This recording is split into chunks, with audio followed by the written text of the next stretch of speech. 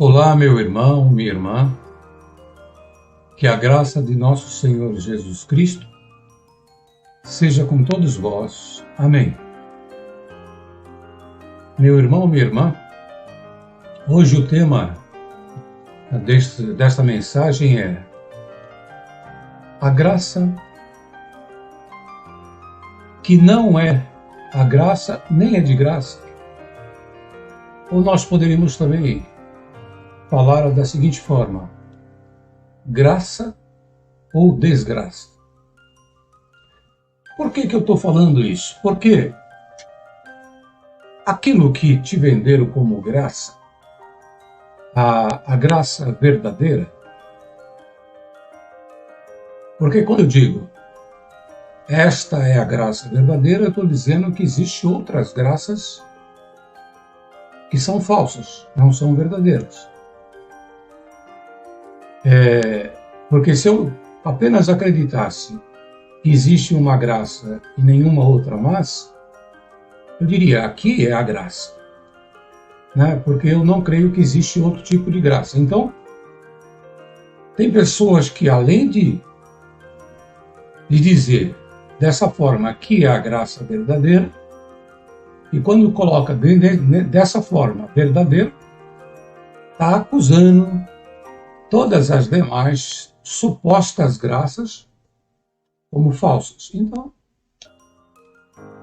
nós estamos aqui apenas trazendo aqui um raciocínio, uma ideia para nós, os livres, meditarmos acerca daquilo que chamam de graça. Realmente é uma graça? Seria a graça verdadeira? Existem outras graças falsas, como esta ideia difundida tão amplamente ao longo dos anos, né? Dentro da comunidade CCB. Então nós vamos tratar desse assunto aqui, vamos conversar a respeito desse assunto. Vamos meditar a respeito, né? Na verdade, meus irmãos, antes de mais nada, biblicamente falando, eu estava aqui fazendo uma pesquisa na Bíblia dessa palavra, a graça. Existem várias formas, né, várias colocações e várias frases e situações que fala da graça de Deus, tipo assim, caiu nas graças de Deus. E nós sabemos, né, quando alguém cai na graça de alguém, é porque quando alguém, de alguma forma, né, ele agrada a sua forma de ser, de agir, agrada alguém, né? E aquela pessoa te vê assim como uma pessoa interessante, confiável, agradável, né? E aí você cai nas graças de alguém. Essa é a forma de você cair nas graças de Deus. É Deus encontrar em você alguma coisa que Ele goste. Mas existe também a famosa graça que é tão amplamente tratada no Novo Testamento. E essa graça, né? Que fala assim, graça é um dom imerecido, né? É algo que você recebe sem merecer. Tem muitas pessoas que colocam desta forma, né? E o entendimento que eu tenho a respeito da graça é que a graça de Deus é o perdão de Deus. É o amor de Deus na sua plenitude. O amor de Deus por nossas almas. E quando você consegue o perdão de Deus, você recebe a graça de Deus. E Deus nos perdoa assim de uma forma incondicional. Ele não colocou condição, né? E um preço para você pagar, né? Ele não falou assim, olha, eu vou te perdoar se você fizer isso, isso e isso como pagamento do seu perdão. Não. Ele te perdoou sem você ter que pagar nada. Quem pagou um preço e ainda continua pagando foi Cristo. Os profetas antes de Cristo pagaram um preço por trazer a mensagem de Deus. Veio Cristo, que veio após os mensageiros. Jesus Cristo, ele tem até uma parábola na Bíblia, que ele fala, de um campo que ele entregou a alguns homens, e ele mandava um mensageiro no tempo da colheita para pegar o que era de direito. E eles matavam o mensageiro. E depois ele mandou o filho, então mataram o filho também. Então Jesus Cristo já fazia uma parábola dizendo, mataram os profetas, que foram os mensageiros que tiveram que pagar um preço por pregar a mensagem de Deus. E depois veio o próprio filho, que pregou a mensagem e por isso foi morto, pagou um preço. Mas outros também tiveram pagando preço. Todos os apóstolos que pegaram a missão, pegaram também a sua participação na cruz de Cristo, pagaram um preço também. E todos aqueles que ainda insistem em pregar o Evangelho de Jesus Cristo, acabam por pagar um preço também. Mas voltando ao tema, a graça é o perdão de Deus. Então, quando o Senhor ele chega até você com a mensagem do Evangelho, ele está chegando também com perdão. Ele fala assim, eu perdoo tudo que você já cometeu, tudo que você já praticou. Eu te limpo do peso do pecado, da servidão do pecado. E aí ele te perdoa. De forma incondicional, sem te cobrar nada. Mas aí, ele perdoa aquele que aceita o perdão. Aquele que aceita o perdão de Deus, aceita a graça, que hoje nós chamamos de a graça de Jesus Cristo, porque Cristo foi o maior, o mais legítimo representante do perdão de Deus para toda a humanidade. Por isso nós falamos a graça de Jesus Cristo, quando na verdade a graça é de Deus, é o perdão de Deus. Mas Cristo se tornou o maior e mais legítimo representante da graça, do perdão e da misericórdia de Deus nas nossas vidas. Mas nós sabemos que o Senhor, Ele dá a graça incondicionalmente, mas não são todos que querem a graça. Muitos não querem o perdão, querem continuar cativos, presos ao pecado, na servidão do pecado. E muitos de fora, eles se apropriam da ideia da graça, do perdão de Deus, para que as pessoas continuem cativos, presos ao pecado. Ou seja, eles pegam algo que não é deles e vendem às pessoas. E isso já começou lá atrás. E aí que nós vamos entrar mais profundamente nessa questão, é graça ou é desgraça? É graça de graça ou é uma graça que você tem que pagar? Essa graça que falaram que é a graça verdadeira. Eu vou dizer uma coisa, irmãos. Já no tempo da Idade Média, existia na Igreja Católica a venda de indulgências. E diz assim, a venda das indulgências, ou seja, pagamento monetário pelo perdão espiritual dos pecados concedido pela Igreja Católica. Foi um mecanismo criado para obter vantagens econômicas e políticas em meados da Idade Média. Ela tornou-se mais tarde um fator determinante para a ocorrência das chamadas reformas religiosas do século XVI. As indulgências consistiam na remissão, ou seja, perdão, completa dos pecados cometidos por indivíduo por um indivíduo por meio de pagamento monetário, dinheiro, teoricamente calculado com base na posição social e cada pecado que deveria ser perdoado. Ou seja, cada pecado tinha o seu valor e conforme o status, posição social da pessoa, é claro, né? O valor ia. E as primeiras referências à indulgência pode ser encontrado ainda no século XI, quando foram amplamente utilizadas para incentivar a luta contra os inimigos da fé cristã em Jerusalém, considerada uma cidade santa, ou então contra hereges na própria Europa, como os albigenses. Era considerado que, após efetuada a compra de uma indulgência, que a posição de qualquer um no paraíso já estava garantida.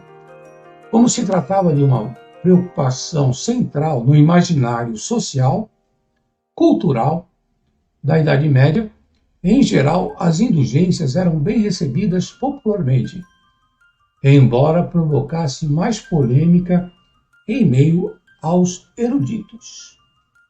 Quer dizer, as pessoas assim mais simples, mentalmente falando, aceitavam isso e compravam as indulgências, né? E achava que o seu lugar lá no paraíso está garantido. Isso já no século XI, depois no século XVI, uma igreja vendia perdão dos pecados, né? Ela dizia que ela tinha ali a condição, né? No domínio dela. Ela podia dar às pessoas, através de dinheiro, né? Esse perdão. Isso nos remete aos 100 anos que passaram agora dentro da congregação, dizendo que era detentora da graça. Porque quem pode dizer para mim que a congregação ela não declara aos quatro ventos que ela é a verdadeira graça?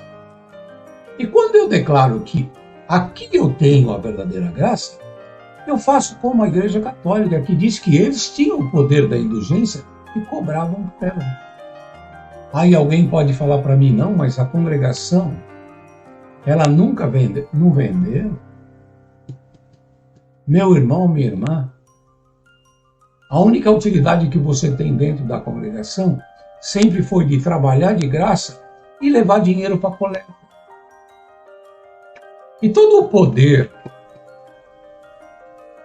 econômico e político da congregação, ele se dá através do seu trabalho voluntário e do seu dinheiro. E você paga, sabe por quê? Para pertencer a essa igreja que diz que tem a verdadeira graça. Existem muitas formas de pagar. Muitas. Sabia que se prostituir é uma forma de você pagar? Tem muita gente que vende emprego, vende uma colocação, fecha um negócio através da prostituição. Não se paga apenas com valores monetários, com dinheiro. Se paga através de sujeições. Tem quantas mulheres tiveram que ceder favores sexuais para pagarem muitas coisas? Quantos homens foram corrompidos e fizeram vista grossa, né, para poder pagar alguma coisa?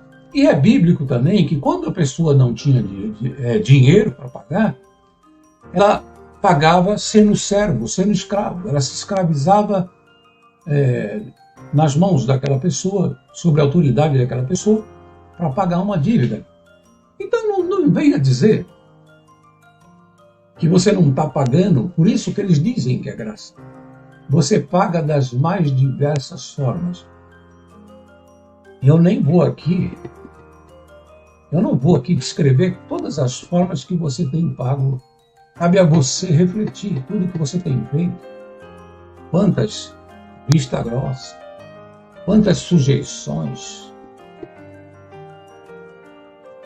por aí vai. Sabe de quem é a graça? A graça é de Deus. Assim como a indulgência, o perdão é de Deus. Há um tempo atrás, a Igreja Católica se apropriou dessa indulgência. Ainda hoje, os padres, eles perdoam pecados. Isso não é um direito deles. Só Deus pode perdoar pecado. Meu Deus do céu, como isso daí ele esclarece tão perfeitamente. Alguém que se diz proprietário de algo que não é seu, ou de alguém que induz a pessoa, uma vítima, a permanecer num erro. E aí a gente volta para essa questão da congregação cristã. Dizer que é a graça verdadeira. Com isso ela diz que as outras igrejas falam de uma graça, mas que é um testemunho enganoso por essa afirmação que é pública e notória de que a congregação é a verdadeira graça. Quando isso é uma mentira, isso é um engano. A graça é de Deus e só Deus pode dar. O único representante legítimo da graça é Jesus Cristo. E através da mensagem deles, da aceitação e da prática daquilo que ele nos ensina, nós alcançaremos sempre a graça de Deus. Então, meus irmãos, minhas irmãs, meus irmãos, a verdade é essa. A congregação, ela afirma que ela é a graça verdadeira, e todo o povo, ele afirma exatamente isso, e sabe por quê? Existe aqui uma frase muito conhecida de um nazista de nome Joseph, não sei se eu vou pronunciar certo, é Joseph Goebbels, ou Goebbels. Ele é um nazista, ele era braço direito do Hitler. E ele dizia assim: uma mentira dita 1000 vezes torna-se verdade. E ele era ministro de propaganda da Alemanha nazista, ele sabia o que estava fazendo. Então, se na Alemanha nazista, o ministro da propaganda, ele sabia que uma mentira repetida 1000 vezes, ela se torna verdade. E a congregação, ela vem repetindo essa mentira há mais de 100 anos, e muito mais do que 1000 vezes. E hoje você repete isso como se fosse uma verdade. Aqui é a graça verdadeira. Se for pegar nos comentários aqui, eu vou encontrar várias pessoas afirmando isso. CCB tem a graça verdadeira, a CCB é a graça verdadeira. Por quê? Porque ouviu tantas vezes, e tantas vezes, e tantas vezes, que você acredita que isso é verdade. E vou falar, hein? Muitos tiveram que pagar um preço muito caro, por isso que falam que é graça e que não é. Muitos foram prejudicados. Eu mesmo tenho depoimentos aqui no canal do quanto essa mentira me prejudicou a vida toda. Prejudicou a minha família. É incrível, meus irmãos, minhas irmãs. Essa graça aí é uma desgraça. E ela tem um preço caro. A verdadeira graça de Deus, ela não tem dono. Não tem nenhuma denominação que pode dizer aqui é a graça ou aqui tem a graça verdadeira. Isso é uma mentira. Toda vez que você repete isso, você é cúmplice de um crime, repetindo uma mentira para que se torne verdade. Mas nunca vai ser uma verdade. Todos aqueles que estão repetindo isso são pecadores perante Deus. Então, meus irmãos, eu falo com convicção. Esse é a minha interpretação a respeito do que é a graça, biblicamente falando. Essa é a minha interpretação do que a Igreja, a Congregação Cristã vem praticando ao longo desses anos todos. E eu tenho aqui depoimentos sérios do quanto eu me senti prejudicado em relação a isso. Mas eu digo que essa graça é uma desgraça. Meus irmãos, minhas irmãs, espero que essa mensagem sirva para a sua reflexão, para a sua meditação. E que a verdadeira graça de nosso Senhor Jesus Cristo seja com todos nós,